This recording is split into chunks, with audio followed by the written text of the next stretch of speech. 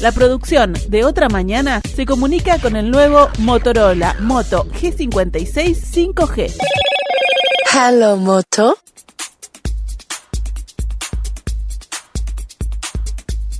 La vertiente artiguista realizó este fin de semana su 6º Congreso Nacional, donde discutió el documento titulado El Frente Amplio llegó al gobierno para mejorar la calidad de vida de la gente. La Diaria publica hoy en su portada que la vertiente confirmó su respaldo a la reelección de Fernando Pereira como presidente del Frente Amplio en 2016. Ya la semana pasada había circulado a través de los colegas del Observador una primera mirada sobre este documento que aprobó la vertiente artiguista, donde planteaba este sector que el Frente Amplio debería tener una mirada más abarcativa hacia su próxima elección nacional, reeditando algo parecido al Encuentro Progresista o a la Nueva Mayoría para las próximas elecciones. Recordemos que vertiente artiguista fue el primer sector nacional del Frente Amplio en respaldar la candidatura de Yamandu Orsi en las pasadas elecciones. Y ahora ya está pensando en el próximo ciclo electoral. Vamos a conversar de eso en nuestra entrevista central con el senador Eduardo Brenta. Francisco Morales, Otra Mañana. Senador, ¿cómo le va? Buenos días, gracias ¿Qué tal? por acompañarnos. Buenos días, un gusto como siempre. Es un placer tenerlo aquí en el estudio. Muchas gracias. Algo comenzamos fuera del aire, digamos. ¿Cómo destacaría o cómo se referiría al Congreso del fin de semana? Bueno, el Congreso fue un Congreso con representación, yo diría, de todos los departamentos del país, con compañeros que claramente un fin de semana hacen 1000 kilómetros, ¿no?, para llegar a Montevideo, participar de esta actividad. Fue un Congreso muy participativo, con un documento que se discutió con múltiples agregados, sustitutivos, modificaciones, pero con una mirada bastante común que se expresa en la declaración final, más allá de que los congresos tienen como, bueno, obviamente, ¿no?, todo lo que es su funcionamiento, pero luego hay también toda una instancia de intercambio que se hace por fuera, ¿no?, como sucede a veces en el Parlamento, en los pasillos, digamos. Mano a mano, digamos. En los mano a mano, donde uno también va tomando conocimiento de la realidad de muchos lugares, ¿no? Yo te decía que no es lo mismo cuando uno va a un departamento que de repente recorre muchos medios de comunicación, intercambio, etcétera, después tiene algún intercambio con los compañeros en los comités o en la departamental del Frente Amplio del lugar, al intercambio mano a mano puntual sobre situaciones que realmente en algunos casos son preocupantes, ¿no? La situación de la frontera es una situación preocupante. Yo soy convencido de que, más allá de que las encuestas siguen mostrando que los temas de seguridad son los más preocupantes para los uruguayos, mi impresión es que eso tiene una mirada bastante montevideana, digamos, o por lo menos del área metropolitana, porque en realidad ya empieza a aparecer en algunas encuestas la preocupación por lo que la gente llama la economía, ¿no? Que en realidad, senador, el viernes entrevistamos a Mariana, es muy interesante lo que acaba de decir, porque el viernes entrevistamos aquí a Mariana Pomies, la directora ejecutiva de Cifra, que manifestaba que sí, el 38% de los uruguayos cree que el tema de la inseguridad es lo más relevante, pero si agrupamos todos los temas vinculados a economía, da el 37%. O sea, es casi igual la lectura que hace la gente en general de la economía versus la situación de la inseguridad. Bueno, es interesante ese punto. Si uno mira, en realidad, hace una mirada de una secuencia larga de encuestas de 20, 25 años, en Uruguay siempre los temas vinculados a lo que se llama la economía, pero que en realidad esconden mi economía, ¿no? O sea, detrás del que contesta mi ingreso, mi salario, mi jubilación. En realidad ese siempre fue el tema más importante. Eso cambió cuando en realidad tuvimos, allá por el año 2012, 2013, un nivel de desempleo muy bajo, del orden del 5% aproximadamente, y ustedes recordarán que fue un periodo de crecimiento de salario y jubilaciones muy significativo. Bueno, ahí la economía, hay un cruce, digamos, donde la seguridad comienza a ser un tema más importante que lo que llamamos la economía.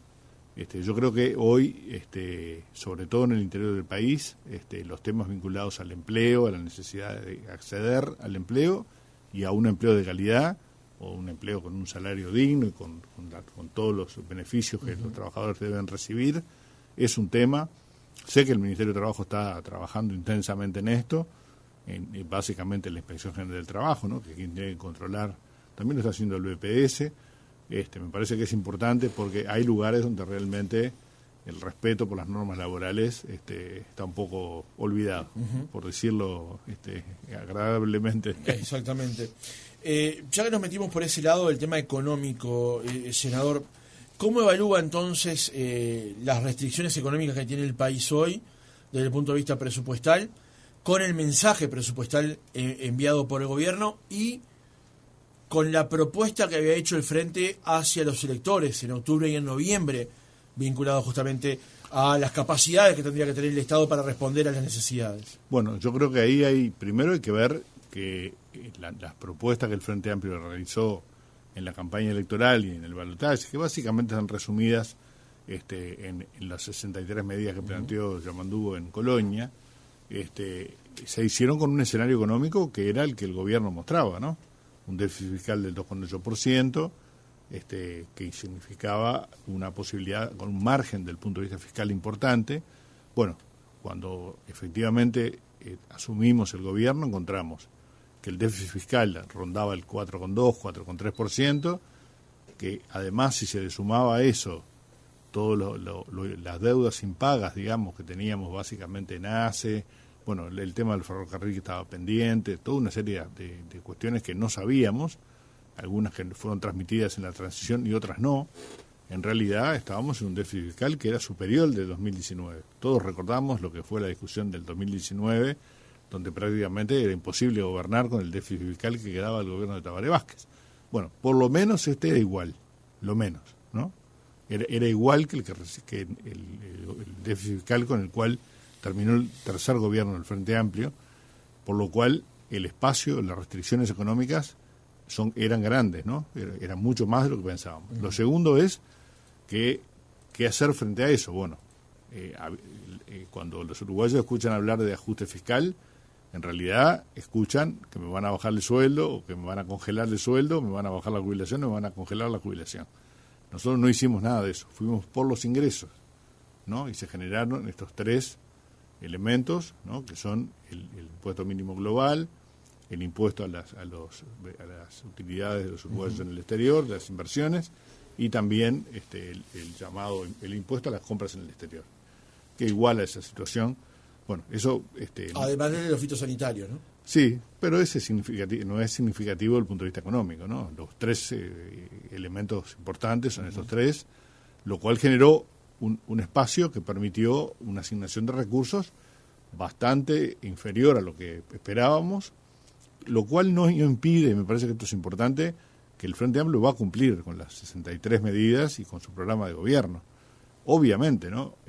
A veces los uruguayos pensamos que cuando se discute el presupuesto nacional es una única instancia. Y en realidad el presupuesto nacional se discute, es verdad, una vez, es la ley madre, por decirlo de alguna manera, pero luego tenemos instancias de ajuste presupuestal, y esas instancias de ajuste presupuestal en algunos casos no son un nuevo presupuesto, pero introducen transformaciones importantes. Entonces, se refiere a las rendiciones de cuentas. Exactamente. Entonces, cada rendición de cuentas, nuestra expectativa es que vayamos en esas rendiciones de cuentas mejorando, ¿no?, lo que se hizo en esta instancia, que yo valoro mucho, primero porque teníamos que transitar por una experiencia novedosa, y es que el gobierno no tiene mayoría en la Cámara de Diputados, se logró una aprobación muy importante en la Cámara de Diputados en general del proyecto, y luego se avanzó muchos artículos con acuerdos diversos, ¿no? En algunos casos con un partido, en otros con otro, distintos tipos de acuerdos que permitieron la aprobación del presupuesto con una ampliación de 500 millones de pesos adicionales que se generaron con el trabajo de nuestros compañeros en la Cámara de Diputados, que yo creo que fue un excelente trabajo. Y bueno, y ahora hoy comenzamos un poco el intercambio interno, ¿no? Para ponernos a tono, los senadores del presupuesto, comenzamos el intercambio con el equipo económico, y el 27 formalmente ingresa el presupuesto, por lo cual ya comenzaremos también a conversar, bueno, de hecho a partir de ahora, ¿no? Con los distintos sectores de la oposición, para ver cómo nos vamos parando en aquellos temas, siempre respetando los acuerdos que se alcanzaron en diputados, porque esto vuelve, si hay cambios, vuelve como tercera cámara, y ahí tenemos que tener la aprobación del presupuesto, porque sería insólito para un país que el gobierno electo gobernara con el presupuesto del gobierno anterior. Claro. Ahora, senador, la pregunta es entonces, teniendo en cuenta esto que acaba de mencionar, si hay espacio en el Senado para hacer grandes cambios al presupuesto, teniendo en cuenta lo que salió de diputados, que es donde el acuerdo era más trabajoso por el tema de las mayorías. ¿Hay espacio en el Senado para grandes cambios? Bueno, yo creo que, grandes cambios, no creo, digamos, pero sí hay espacios para atender algunas demandas que, en nuestra opinión, deberíamos hacer un esfuerzo de búsqueda de recursos que nos permitan atender demandas del sistema educativo, ¿no? Básicamente la Universidad de la República, la UTEC y demás, porque hay un área de la ANEP que, en términos generales, se contempló parcialmente, ¿no? Naturalmente, no exactamente lo que pedían, pero hubo una mejora en ese aspecto. Luego hay yo creo que hay que atender una demanda de la Fiscalía también, que básicamente necesita recursos adicionales para poder atender la demanda, también de la Defensoría Pública, que es un área que nosotros por lo menos tiene media sanción el proyecto para generar un órgano descentralizado. Bueno, eso va a permitir, va a necesitar de recursos adicionales para tener un funcionamiento adecuado. Yo venía hoy escuchando en otro medio a un representante de, no sé, creo que era del sindicato, que planteaba las esperas enormes para el acceso a la justicia. Esto es un elemento muy importante, porque capaz que para mucha gente acceder a un abogado es una cosa muy sencilla, porque tiene un amigo, porque tiene una empresa y tiene un abogado en la empresa, pero para mucha gente acceder a cuestiones como lo que tiene que ver con resolver litigios de familia, por ejemplo, ¿no? Visitas, divorcios, todas esas cuestiones, implica que la demanda en algunos casos supera los 2 o 3 meses de espera, ¿no? En situaciones donde a veces hay involucrados niños, niñas y adolescentes. Por lo tanto, me parece que hay que hacer un esfuerzo en ese sentido. Quizá no sean estos grandes cambios, pero pueden ser grandes cambios para esos organismos, ¿no? Le hacía esa pregunta porque el diputado Pablo Abdala, en su cuenta de X días pasados, escribió: viene ahora la etapa del Senado y ojalá se mejore el resultado. El Frente Amplio deberá respetar las decisiones tomadas en la Cámara contra su voluntad. De lo contrario, el Partido Nacional deberá revisar su actitud cuando el proyecto vuelva a diputados para aprobar las modificaciones. Aquí hay un tema delicado, que es cuánto se puede cambiar en el Senado sin que esto rompa los acuerdos de diputados, porque en el caso de que diputados vuelva a ser tercera cámara, puede vetar el presupuesto. Bueno, yo primero no me gusta funcionar bajo presión, digamos, ¿no? Me parece que no corresponde, digamos, este tipo de anuncios. Ya lo he escuchado bastante, ¿no? Yo creo que el Senado es una cámara como la Cámara de Diputados y va a trabajar con esa independencia.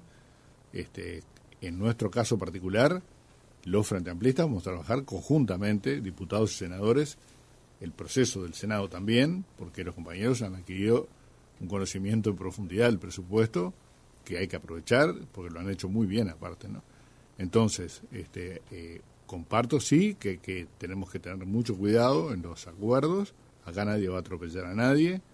Nosotros tenemos 17 votos en el Senado, podríamos hacer cualquier cosa con el presupuesto, no lo vamos a hacer, pero tampoco vamos a actuar bajo limitantes de otros sectores, ¿no? Porque además, en realidad, la expresión del diputado Abdala responde a un sector del Partido Nacional, pero aquí en la Cámara de Diputados hay varios partidos con posiciones diferentes y a veces con posiciones notoriamente diferentes al interior de los partidos, ¿no?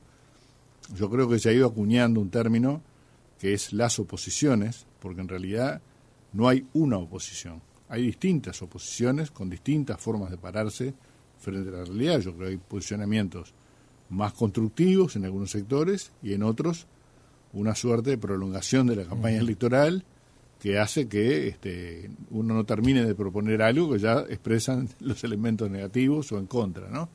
Entonces, yo aspiraría mucho más a una discusión como la que se dio la semana pasada respecto al proyecto de muerte digna, que más allá de las opiniones que se pueda tener a favor o en contra, se hizo con mucha altura, con mucho respeto, poniendo sobre la mesa argumentos de un lado y del otro, y finalmente se laudó por las mayorías que la gente impuso, ¿no?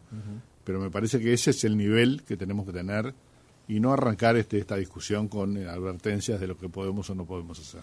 Dos últimas preguntas para cerrar el tema presupuestal, ya que nos metimos por ese lado.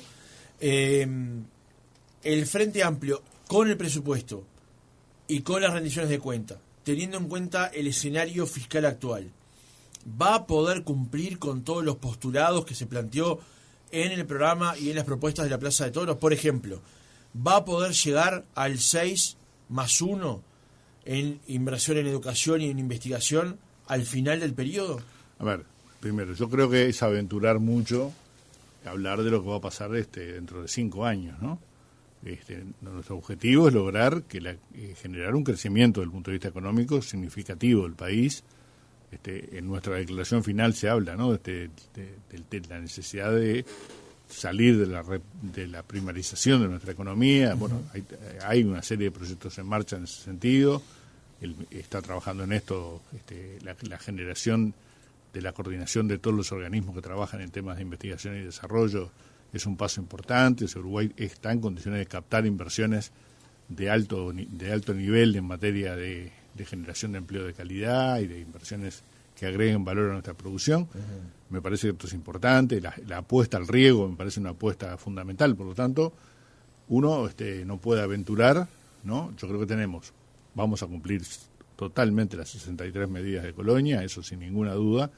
Algunos aspectos programáticos haremos el máximo esfuerzo, como se hicieron en los gobiernos anteriores, llegando a niveles importantes en materia de aporte a la educación y la investigación, porque además tenemos toda la intención de hacerlo. Eso es lo real, ¿no? O sea, estamos convencidos de que el aspecto educativo y todo lo que tiene que ver con la investigación y el desarrollo son claves para tener un Uruguay en un escalón más arriba. El asunto, ¿no? senador, es que en este presupuesto, el presupuesto para la educación se recortaba por la vía de los hechos. Finalmente tuvo una mejora, pero por la vía de los hechos se recortaba.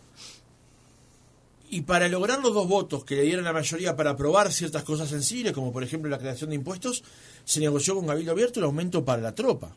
Entonces, ¿cuáles son los objetivos? ¿Es mejorar la educación o alcanzar los acuerdos necesarios mejorando, entre otras cosas, salarios militares? A ver, primero, el aumento que se otorgó es a los soldados, ¿no? O sea, que son los peores funcionarios públicos pagos en el Uruguay, que son uruguayos como nosotros y viven en asentamientos en general, por lo cual yo no considero que eso esté en contra de nuestro programa de gobierno para nada. No estamos hablando acá de incrementar el salario de los oficiales, de los generales. Pero no lo tenía previsto el Frente Amplio esto. No, había una previsión de recuperación del salario de todos los funcionarios públicos. Bueno, hubo un acuerdo acá con COFE, ¿no?, que me parece que es importante, a 2 años. Hubo un acuerdo con la ANEP a 2 años también en materia salarial. Bueno, estas son cosas importantes, ¿no? Por lo tanto, no siento que estemos contradiciendo nuestra propuesta programática en este aspecto.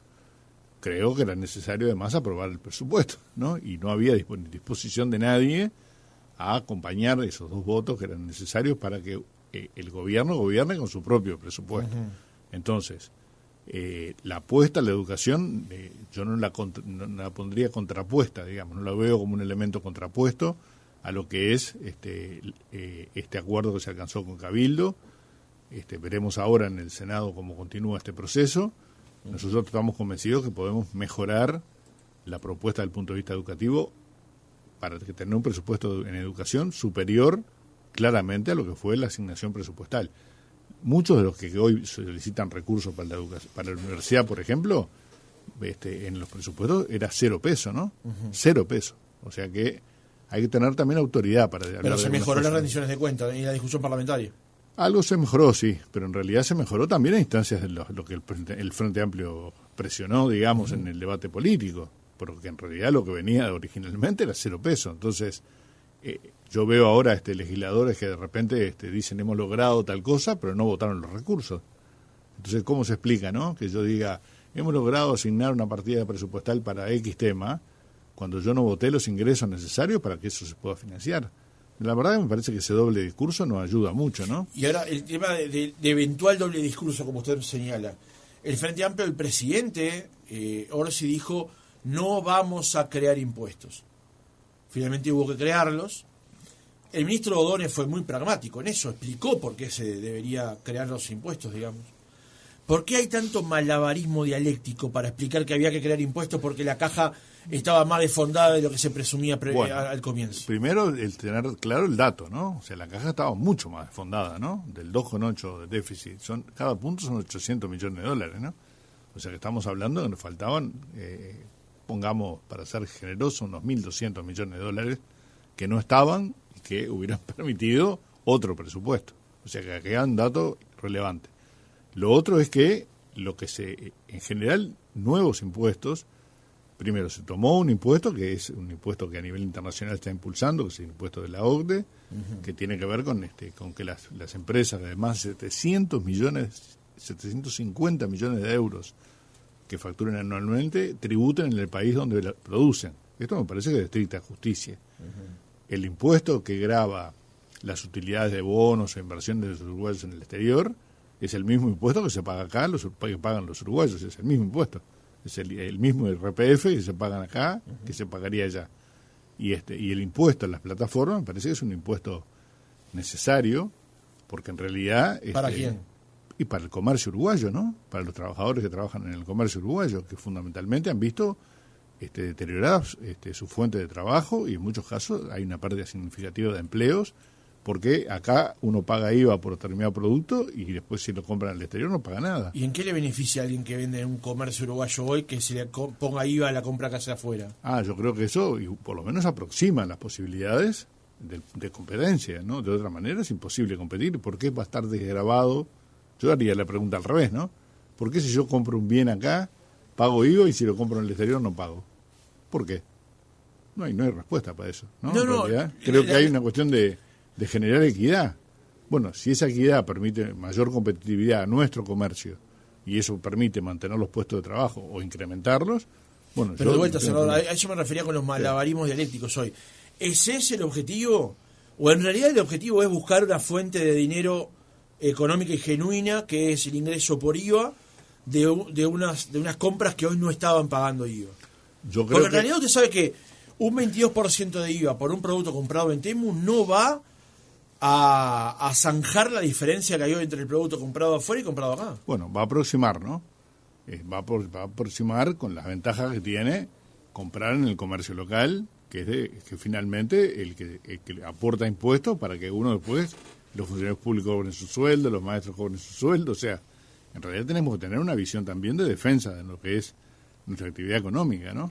Me parece que esto ha adquirido un volumen, ¿no?, tan grande que en realidad la afectación es muy importante. Yo no es un trabalengua esto, ¿no? Me parece que es bastante claro que teníamos una situación de inequidad en el IVA que se igualó. Nada más. ¿Y no buscaba eso generar recursos para el Estado? Bueno, genera recursos, sí. Y si esos recursos generan políticas públicas o nos permiten bajar los costos, como anunció la ministra Lustenberg el otro día, de procedimientos quirúrgicos que van a pasar de costar 4.000 o 10.000 pesos a 200 pesos, bienvenido sea. Senador, pasemos entonces a lo que ocurrió el fin de semana en esta reunión de la vertiente activista en este Congreso Nacional. Lo primero es, como siempre, la vertiente cuando comienza sus declaraciones hace una valoración del gobierno, ¿no? Uruguay se enfrenta a un dilema fundamental: o elige respaldar a un gobierno conservador y elitista o impulsar una nueva etapa de desarrollo con oportunidades. Esto es lo que decían en 2023, septiembre de 2023. En 2024 los uruguayas y los uruguayos decidieron retomar el impulso de cambio con la elección de un gobierno dedicado a mejorar la calidad de vida de la gente. Culminado el proceso de discusión en todo el país, el 6º Congreso de la vertiente activista declara, y ahí hay una sucesión de puntos. Pero el primero es: expresamos nuestro firme y absoluto compromiso con la marcha del Gobierno Nacional y respaldo a la gestión del presidente Yamandu Orsi y a todo su gabinete y al equipo de gobierno, así como a lo actuado por nuestras bancadas parlamentarias. En esta etapa inicial, marcado por un contexto regional e internacional desfavorable, una difícil situación fiscal heredada, una economía de bajo dinamismo y la falta de mayoría parlamentaria propia, el gobierno ha demostrado un talante constructivo, negociador y dialoguista, en línea con la mejor tradición de la izquierda. Ha logrado superar importantes dificultades. Acá señala lo del ferrocarril central, ACE, CASMO y la Caja de Profesionales, y alcanzar acuerdos parlamentarios que permitieron aprobar leyes relevantes. Por ejemplo, el tema del ingreso a los gobiernos departamentales, la muerte digna, la prevención del lavado de activos, viviendas vacías, entre otros, y también el presupuesto nacional de gastos. ¿Cómo ven ustedes al gobierno en los primeros compases de la gestión? Porque daría la impresión, mirándolo desde la mirada del periodismo, tal vez crítica, o por lo menos la mía personal, es que hay dos etapas del gobierno desde marzo hasta ahora. Una primera con tal vez dificultades para comunicar, y una distinta ahora donde el presupuesto ya está en la cancha, donde ya hay un debate parlamentario con respecto a esto, y el gobierno pudo otra vez pararse en el debate de otra manera. ¿Cómo lo ven ustedes? Bueno, yo creo que primero, el respaldo a la gestión de Yamandú, tú lo decías al principio, la vertiente fue el primer sector político en respaldar la candidatura de Orsi a la presidencia de la República, por lo cual nuestra lealtad al gobierno, bueno, como lo ha sido siempre, ¿no? A los gobiernos del Frente Amplio ha sido una seña de identidad de la vertiente artiguista. Luego hay un diagnóstico de lo que es la coyuntura, el conjunto de dificultades enfrentadas y demás, que es algo de lo que veníamos conversando, pero sí puedo coincidir en un aspecto, ¿no? Estamos en el Frente Amplio en un proceso de renovación importante.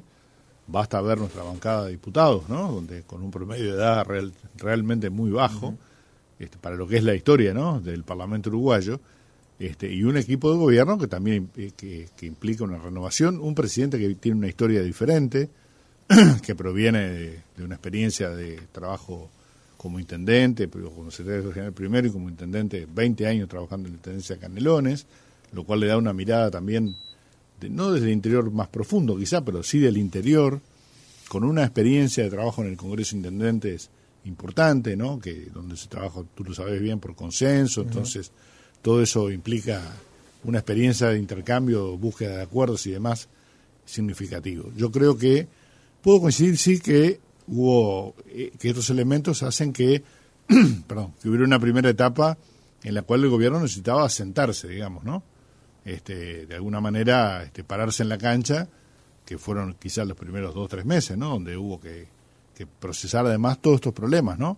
Nos encontramos con temas complejos, la caja profesional que era un tema complejo, que nos costó casi un mes de negociación, bueno, a nivel del Poder Ejecutivo, el proyecto Neptuno, que no está mencionado ahí, pero que es parte también de las cuestiones que hubo que revertir, las deudas del ferrocarril central, o sea, todo un proceso de negociación que quizá no permitió mostrar cosas positivas en los primeros 2 o 3 meses de gestión. Luego me parece que hay una situación donde el gobierno empieza a trabajar hacia adelante, por decirlo de alguna manera, deja de solucionar los líos que vienen, termina porque los resuelve, digamos, y comienza a trabajar hacia adelante con una mirada de perspectiva mayor, algo que en paralelo sucede también en el Parlamento, porque en realidad tuvimos primeras instancias donde el trabajo parlamentario básicamente fue desarchivar proyectos que venían de gobiernos de periodos anteriores, y luego comenzó el tratamiento y la jerarquización de proyectos. Y de alguna manera la semana pasada fue un momento donde culminó en 2 sesiones estos 3 o 4 proyectos que nosotros consideramos muy importantes, que lograron además acuerdos con distintos sectores de la oposición. Entonces, yo comparto esa mirada, creo que estas son las explicaciones, o sea, hubo que pararse, resolver todas estas cuestiones, comenzar a trabajar el presupuesto, a nivel parlamentario algo parecido, digamos, ¿no? Ir jerarquizando proyectos y trabajando los acuerdos, en algunos casos porque se necesitan mayorías especiales, como en el caso de las intendencias, por ejemplo. Entonces, una vez parados en esta situación, mi impresión es que que tenemos un gobierno en marcha, esta es mi impresión, y que va a adquirir velocidad cuando comience a regir el actual presupuesto nacional, que va a ser a partir del 1 de enero del año que viene, donde estamos trabajando, y las cuestiones que se han venido anunciando, yo ahora refería a las de la salud, por ejemplo, que son bastante notorias, son todas hechas con ajustes del presupuesto anterior, o sea, el presupuesto del gobierno anterior. Hay un tema vinculado a la comunicación que muchas veces se le señala al gobierno. ¿Usted cree que hay un problema allí? Bueno, es un tema complejo. Siempre hay una percepción de que se comunica poco, se comunica mal. Yo creo que que hay un esfuerzo, por lo menos a nivel parlamentario, de tratar de comunicar, es lo que estamos haciendo ahora, digamos. Pero yo se lo planteo institucionalmente. Claro, desde la mirada de los medios, por ejemplo, acceder a los senadores, a los diputados, resulta sencillo, ¿no? Yo lo llamé a usted el viernes y coordinamos la entrevista sin ningún problema. Sí, sí. Ahora, con el gobierno es un poco más complejo.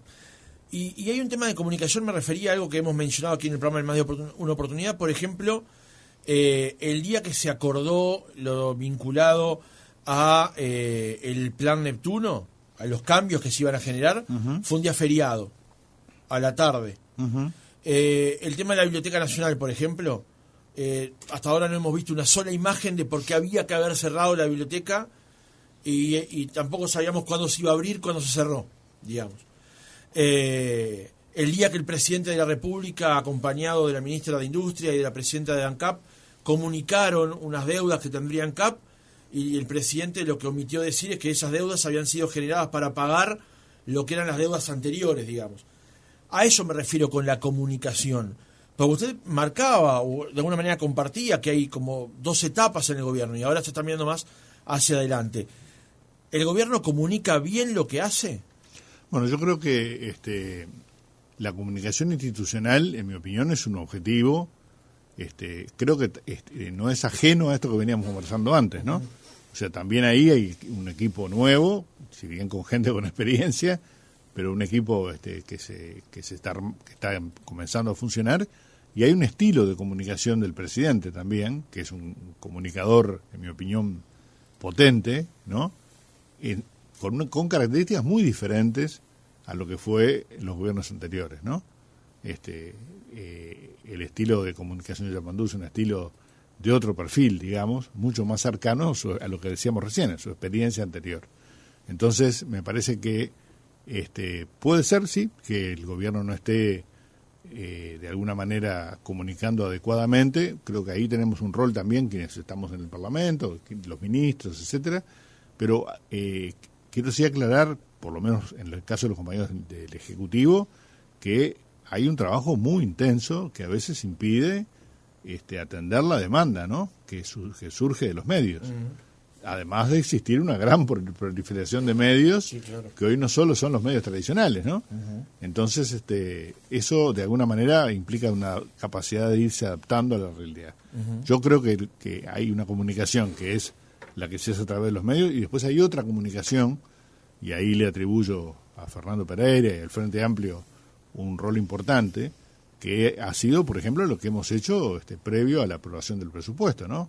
Una recorrida por todo el país, de todos los miembros del gabinete, todos los legisladores, en este caso del Senado, porque los diputados estaban discutiendo el presupuesto, pero ahora va a haber una segunda ronda con 70, 80 recorridos de poblaciones menores, más chicas, en las cuales los diputados, que ahora van a quedar, entre comillas, un poco más liberados, van a recorrer junto otra vez a los miembros del gabinete y demás, para explicar el proceso del presupuesto. Entonces, hay otra pata de la comunicación que para mí es muy importante, que es ese vínculo mano a mano del que creo que comenzamos hablando al principio, sí, respecto a lo que es ir al lugar a escuchar a la gente, ¿no?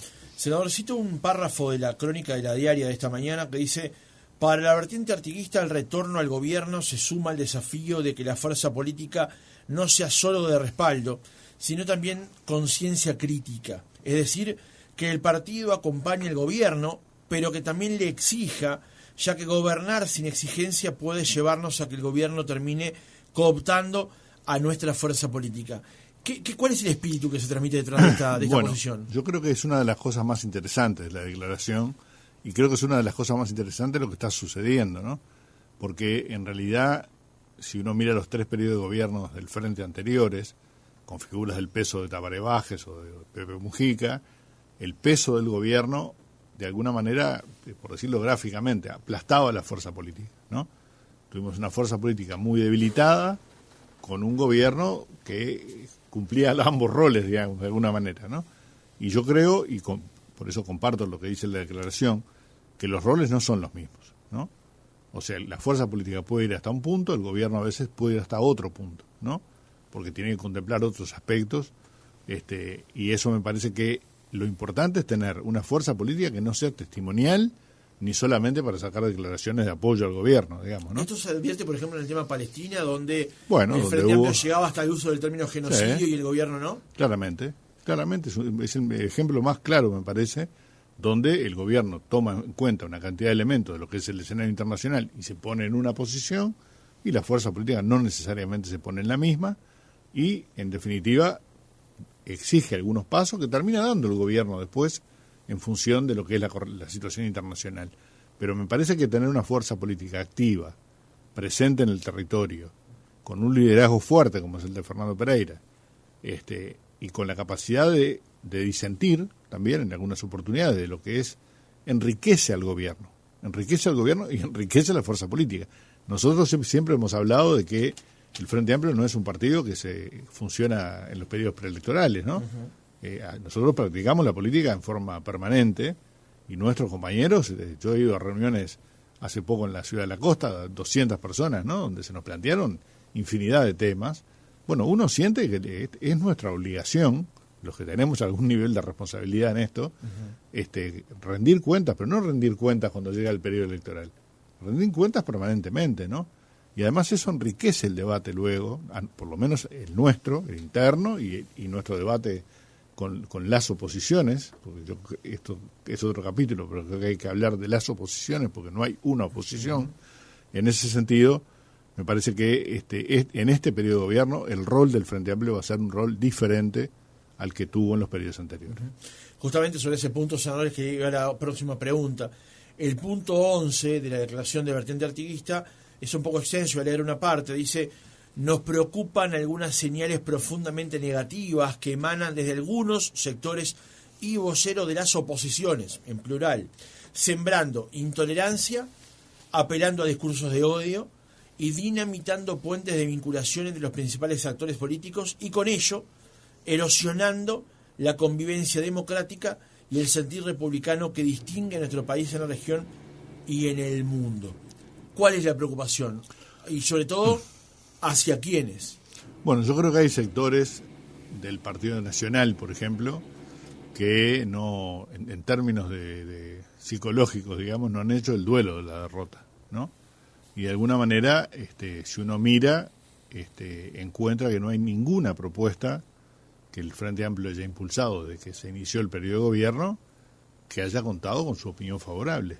Entonces parece un poco extraño que de todo lo que se ha venido debatiendo en estos 7 meses de gobierno no encontremos una coincidencia con algunos sectores, básicamente del Partido Nacional, que se han opuesto a todo. También hemos visto que hay algún sector del Partido Colorado que tiene una disponibilidad al diálogo, al intercambio, que nos ha permitido, por ejemplo, lograr acuerdos en algunas leyes importantes. Bueno, yo digo, el Parlamento es un ámbito para parlamentar y para construir acuerdos. Nuestra bancada logró algunos acuerdos importantes, muy trabajosos algunos de ellos, ¿no? Como fue para poner un ejemplo, de las cajas profesionales, que fue un esfuerzo muy grande, con un resultado que no dejó conforme a nadie, me parece, pero que era el resultado posible. Entonces, eso implicó un diálogo permanente. Yo creo que nosotros tenemos que construir puentes con todos los partidos, diálogo con todos los partidos, pero tenemos que encontrar gente que esté dispuesta a escuchar e intercambiar. Y hay sectores que sistemáticamente han tenido una actitud como si continuara la campaña electoral. Y acá no, por suerte no va a haber campaña electoral hasta dentro de 4 años, ¿no? Por lo tanto, me parece que hay un talante que tiene que adaptarse a otra situación, ¿no? Como usted se refiere al Partido Nacional, ¿a quiénes se identifica en particular? Y yo creo que hay sectores como la Lista 40, claramente, que tienen una actitud no solo de crítica, que eso estaría bien, ¿no? Sino que algunos actores tienen una actitud de cuestionamiento y provocación permanente al gobierno, ¿no? Me parece que esto, creo que además es una mala estrategia, ¿no? Porque en realidad la gente no quiere eso, ¿no? Eso es para la tribuna, ¿no? Para la tribuna de uno, digamos, ¿no? Otra cosa es cómo uno, como sector político, como partido político, logra dialogar con quienes no están de acuerdo o no lo acompañaron con el voto. Lo que pasa es que ustedes aquí plantean sembrando intolerancia y discursos de odio. La acusación, el señalamiento es grave, ¿no? Bueno, escuchamos cosas muy graves, ¿no? vivimos una interpelación que terminó de una forma lamentable, ¿no? Triste para el Uruguay, que yo contrapondría a lo que fue la discusión del debate, el último debate respecto a la muerte digna, que tuvo una altura que para mí es la altura acorde al Parlamento uruguayo y que merecen los ciudadanos uruguayos. Cuando terminamos una interpelación que se levanta por una agresión del estilo de la que produjo el senador Da Silva, bueno, uno se da cuenta que eso no es el Uruguay, ¿no? Eso no es lo que queremos los uruguayos, claramente. También se refieren en el mismo punto más adelante a unas consideraciones que hizo el expresidente Lacalle cuando dijo en la convención de su partido, luego del 28 viene el 29. Se refería al día 28 y después al día 29 o al año 29, donde ustedes dicen, muestran esa ansiedad y estado permanente de campaña que tanto mal le hacen a la política. Bueno, yo creo que esa situación es absolutamente coherente, esa frase, porque esa situación que mencionábamos de constante enfrentamiento al gobierno, que, a ver, es legítimo, ¿no? Es una estrategia política. Yo creo que es una estrategia que no ayuda, primero, no ayuda a quien lo hace, pero esta es una opinión mía y el que lo haga tiene todo el derecho de hacerlo. Ahora, creo que sí no ayuda al país, porque de alguna manera no estar dispuestos al intercambio o tener una actitud opositora permanente, me parece que no es lo que los uruguayos necesitan cuando estamos atravesando en algunas áreas necesidades muy importantes, ¿no? Aquí hay que hablar de los problemas de la infancia, la situación de pobreza del 30% de los niños, niñas y adolescentes, cómo encaramos esta situación, cómo atacamos los problemas del sistema carcelario. O sea, tenemos un conjunto de aspectos muy graves, ¿no? Que algunos necesitan asignaciones presupuestales y otros necesitan gestión.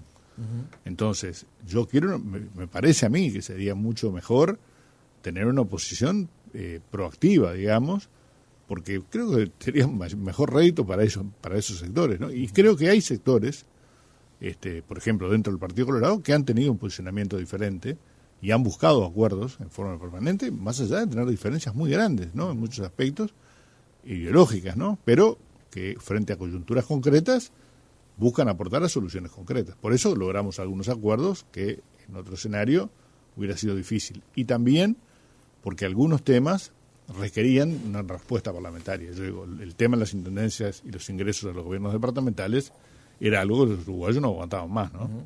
En mi impresión. Senador, una última pregunta, ya estaba un poco pasado de hora, pero es fundamental hacerlo en el reportaje. De alguna manera, ustedes respaldan la reelección de Fernando Pereira como presidente del Frente Amplio, un Fernando Pereira que ha estado muy activo desde el momento uno en que se fue su designación, que sale desde la vertiente artiguista, digamos, el propio Pereira, pero que fue aupada por el expresidente Mujica. ¿Por qué reelegir a Pereira? Porque es un buen momento para señalar su reelección como presidente del Frente. Bueno, primero porque viene esta instancia de tomar una definición respecto a esto. Segundo, porque, por lo que decíamos hace un ratito, ¿no? Porque el rol del Frente Amplio en este periodo de gobierno va a ser diferente. O sea, Fernando ha sido una figura que claramente, y no quiero atribuirle toda esta responsabilidad a Fernando Pereira, creo que es un equipo. Fernando fue capaz de generar un equipo que revitalizó notoriamente al Frente Amplio, ¿no? O sea, yo lo escuchaba ayer, recorrió 307 localidades Fernando Pereira en este periodo, ¿no? Y ahí hablamos de poblaciones de 1.500 habitantes, ¿no? Quiero decir, hubo un trabajo de presencia en el territorio. Primero, en el proceso de autocrítica, ¿no? El Frente Amplio hizo una autocrítica con la gente. Fuimos a preguntarle a los comerciantes de Cerro Chato qué opinaban respecto a la gestión del Frente Amplio y por qué habíamos perdido, buscando la respuesta de la propia ciudadanía. Este proceso lo lideró Fernando Pereira. Luego fuimos también a confrontar nuestro programa con lo que la gente pensaba, ¿no? El programa se elaboró con la participación de miles de Frente Amplistas, pero además en el intercambio con actores sociales. Esto fue clave, yo creo, para que el Frente Amplio recuperara el gobierno. No me parece que es un elemento sustantivo de tener una fuerza política activa. Y porque además me parece que, en la línea de lo que expresaba un poco la declaración que tú leías recién, en realidad tener una fuerza política activa durante este quinquenio va a colaborar mucho con la gestión del gobierno, tanto respaldándolo como señalándole en alguna oportunidad matices o diferencias. Entonces, me parece que Fernando encarna, digamos, esta mirada, y por eso es que nos parece bueno expresar desde el principio nuestra opinión. Ya otros sectores se han expresado en la misma línea. Bueno, nos parece que nosotros también teníamos que expresarnos porque esto da continuidad a un proceso de revitalización y presencia de la fuerza política en el territorio que nos parece clave para gobernar. Eduardo Brenta, senador de Vertiente Artiguista, gracias por haber estado otra gusto, mañana con nosotros. Muchas gracias, un gusto.